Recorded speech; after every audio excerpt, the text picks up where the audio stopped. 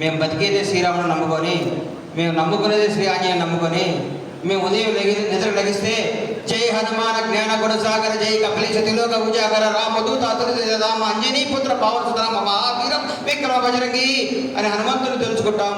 పొద్దున్నే అయ్యప్పని తెలుసుకుంటాం, పొద్దున్నే వెంకటేశ్వర స్వామి తెలుసుకుంటాం. ముస్లిం సోదరులు వస్తే నమస్కారం పెడతాం, క్రిస్టియన్ సోదరులను గౌరవిస్తాం, ప్రతి మతాన్ని గౌరవిస్తాం, ప్రతి ఒక్కరిని ఆదరిస్తాం. మాకంటే హిందువులు ఎవరూ లేరు, మీరు హిందూ పేరు చెప్పుకుంటున్నారు, మా అనువడంలో మా రక్తంలో హిందుత్వం ఉంది, కాంగ్రెస్ పార్టీ హిందూ పార్టీ అని చెప్పారు. రాహుల్ గాంధీ గారి గురించి, సోనియా గాంధీ గారి గురించి, కాంగ్రెస్ కుటుంబం గురించి మీకు మాట చెప్పాలి. వడి అడుగులేస్తున్న రాహుల్ గాంధీ నడుచుకుంటూ వస్తే నాన్నమ్మను దారుణంగా చంపింది ఈ టెర్రరిస్టులు. బాధల్లో తట్టుకొని బయటకు వచ్చి కాలేజీ పోతుంటే అమ్మ ఫోన్ చేసి నాన్న సిపిఆర్ ముద్దూరులో ముక్కలు చేసి చంపారని చెప్పింది. అన్ని కష్టాలు తట్టుకొని నిలబడ్డాడు రాహుల్ గాంధీ. ఆ కుటుంబం కాంగ్రెస్ పార్టీ దేశానికి ఎంత సేవ చేసిందో మీకు తెలియదా? కాంగ్రెస్ పార్టీ దేశానికి ఎంత నిలబడిందో మీకు తెలీదా? ఎన్ని ప్రాజెక్టులు కట్టిందో మీకు తెలీదా? ఎంతమందిని ఆదుకుందో తెలీదా?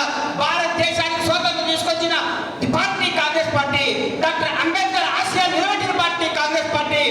భారతదేశంలో ప్రపంచ దేశంలో భారతదేశానికి పట్టాన్ని గీసిన పార్టీ కాంగ్రెస్ పార్టీ.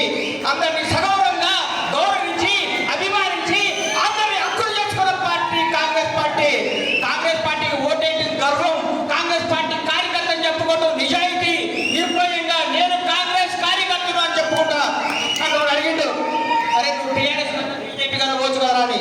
నేను పుట్టింది కాంగ్రెస్ వాడుగా, నేను చచ్చేది కాంగ్రెస్ వాడుగా. నాకు పార్టీలు మారటం, పార్టీల కోసం నిలబడటం తెలియదు. నేను రాజకీయాల్లో ఉంటే కాంగ్రెస్ లో ఉంటా, బయటికి పోతా కానీ సస్తే కూడా కాంగ్రెస్ నాది.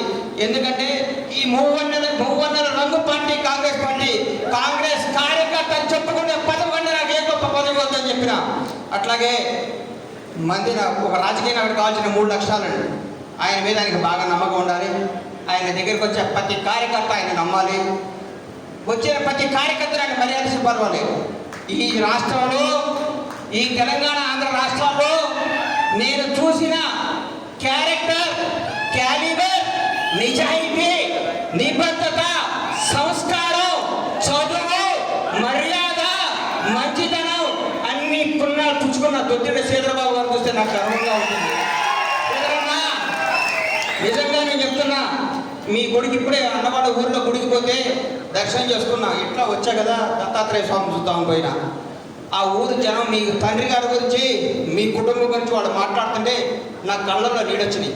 ఇంత సేవ చేసిరా శ్రీధరబాబు గారు. మీ జీవితం, రాజకీయ జీవితం ఇప్పుడే ప్రారంభమైంది నా దృష్టిలో.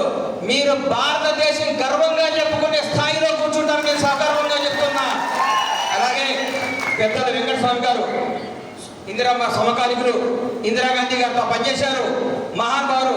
ఆయన ఎక్కడున్నా గర్వంగా ఉంది. నా మనవడు కాంగ్రెస్ పార్టీ ఎంపీగా పార్లమెంట్లోకి వస్తున్నాడని దివినున్న మనవడు చూసి ఆనందపడే రోజు మీరందరూ 1,00,000 ఓట్ల మెజార్టీతో మన వంశీ గారిని గెలిపించి సగర్వంగా వెంకటస్వామి గారి సేవను గుర్తు చేసుకొని, వాళ్ళ తండ్రిని, వాళ్ళ పెద్దన్నగారు వాళ్ళు చేస్తున్న సేవను గుర్తుంచుకొని ఆ బాబుని మీరందరూ దీవించి పైకి పంపించాలని కోరుకుంటూ, ఈ అవకాశం ఇచ్చిన మందరి ప్రజలందరికీ, పెద్దల శ్రీధరబాబు గారికి, వివేక్ గారికి, వేదిక మీద ఉన్న అందరికీ నా హృదయపూర్వక కృతజ్ఞతలు తెలియజేస్తూ సెలవు తీసుకున్నాను. జై కాంగ్రెస్. అస్సాం గుర్తుకే, అస్సాం గుర్తుకే, అస్సాం గుర్తుకే.